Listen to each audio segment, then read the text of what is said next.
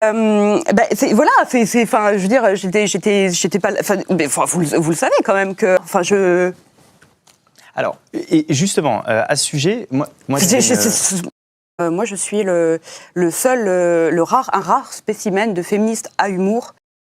Là, j'aurais du mal à répondre en 30 secondes, en fait. Donc, mais on a du temps, Fiona, ce soir, donc tu peux y aller, plus de 30 secondes de temps parole. C'est une caricature, écoutez, 130, je sais pas par quel chiffre prendre la question. Je sais pas par quel chiffre prendre la question, par les 130. Fiona, on voit qu'il y a quand même un leitmotiv, et ce leitmotiv, c'est « faut pas que le féminisme soit contre les hommes ».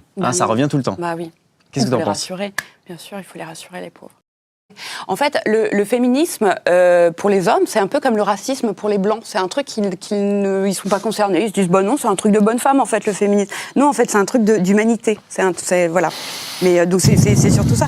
C'est un grand monsieur que j'aime beaucoup, un grand féministe américain qui s'appelle Michael Kimmel. L'antiracisme a été fait par les blancs. Excusez-moi de vous couper juste là-dessus, mais l'antiracisme, c'est un truc qui est 100% blanc. D'ailleurs, ça a été reproché la semaine dernière par les associations antiracistes et les racisés qui disent que ceux qui s'occupent des associations antiracistes sont trop blancs.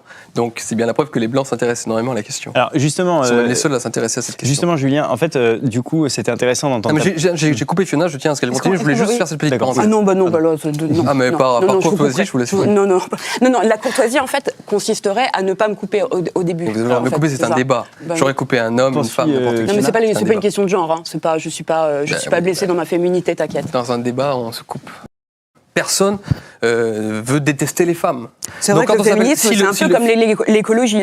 C'est vrai que le féminisme, c'est un peu comme l'écologie. Je vous permets de me couper. D'ailleurs, les féministes sont hyper, elles sont hyper intégrées dans la société, elles sont hyper kiffées. Non, c'est vrai, mais grave. Non, mais en tout cas, dans la société institutionnelle, sur France TV, sur tout ce qui est subventionné par l'État, vous êtes très intégrés. Marlène Schiappa était à la tête de l'État.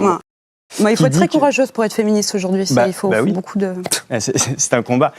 Et donc du coup, justement, il y a beaucoup d'abnégation, beaucoup de courage, beaucoup d'humour aussi, parce que. mais on sait que tu as cet humour. C'est fatigant. Tu auras le courage de continuer. J'aurais dû faire du yoga. On passe 5% du temps à expliquer ce qu'on a à dire, et puis le reste du temps, c'est-à-dire 95% du temps, à rassurer les hommes. Détendez-vous, quoi. Détendez-vous, tout ça n'est pas très grave. Tout ça n'est que de l'amour, en fait. D'ailleurs, tout ça n'est que de l'amour. Physique ou pas, tout ça n'est que de l'amour. Pourquoi est-ce qu'il y a un retour, en effet, des standards aujourd'hui ? C'est ce qu'on appelle le backlash, en fait. C'est-à-dire que chaque évolution sociale, chaque évolution sociétale est suivie par un retour de bâton immédiat. Ça a été le cas à chaque fois. Ça a été le cas à chaque révolution, qu'elle soit féministe ou pas féministe. C'est fou.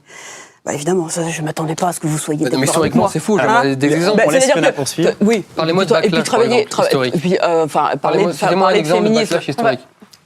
Parler de féminisme avec vous, c'est un peu comme de parler avec Michel Fourniret d'éducation des enfants.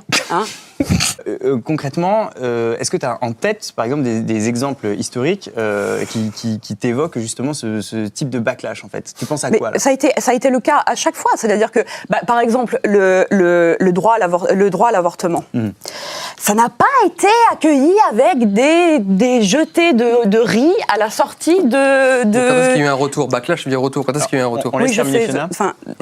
C'est très difficile d'en placer une avec ce monsieur en chemise bleue. Je veux dire, j'étais pas. Vous le savez quand même que toutes les révolutions sociétales, le droit à la pilule, le droit à l'avortement, ça a été fait dans la douleur. Ça a été fait dans une douleur énorme. Donc voilà. Alors, et justement, à ce sujet, moi il y a une association qui s'appelle LALAB, qui est en fait une association qui essaie de faire... J'étais là quand même pour parler des hommes et qui se sont-ils fâchés avec le féminisme. Oui. Donc là, on est en train de faire le procès du féminisme. Moi, ça m'insupporte. Ça m'insupporte. Il n'y a pas de procès du féminisme. Donc moi, je ne réponds pas à cette question. Bon. D'accord. Mais alors, c'était intéressant pourtant, parce que c'est vrai qu'il y a quand même des mouvements qui font une mauvaise presse au féminisme, et c'est ça qui est important d'analyser. Ouais, et donc il y a des écolos qui sont pas d'accord les uns avec les autres. So what? J'ai rien à dire là-dessus. Il faut quand même se battre, évidemment. Ça n'empêche pas. C'est exactement ça. Que doit faire un homme pour être féministe? En un mot. Faire exactement le contraire de ce monsieur. C'est très facile.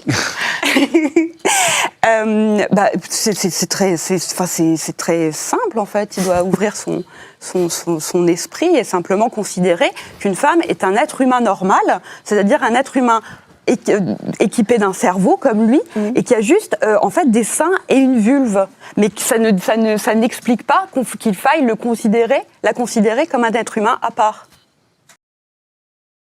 En fait, je crois que c'est Pierre Desproges qui a dit que essayer de se masturber avec une râpe à fromage, ça produit très peu d'effets et ça fait mal en fait. Ben voilà.